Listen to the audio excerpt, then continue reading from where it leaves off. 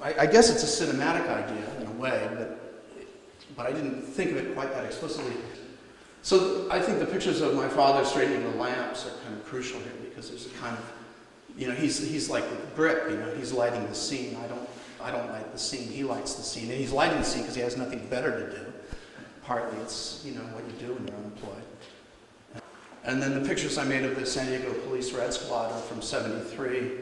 And I always wanted to print them, but never figured out how, really, until I started sometime in the '80s, mid-'80s, doing these triptychs. And then, so I wanted very much to do a big black and white triptych on that scale, and so I made a kind of diptych of 2 triptychs of these plainclothes cops from San Diego. So some of this work is like, kind of your worst nightmare, or not your worst, but it's very pessimistic in a way. I thought in that context it might be interesting to think about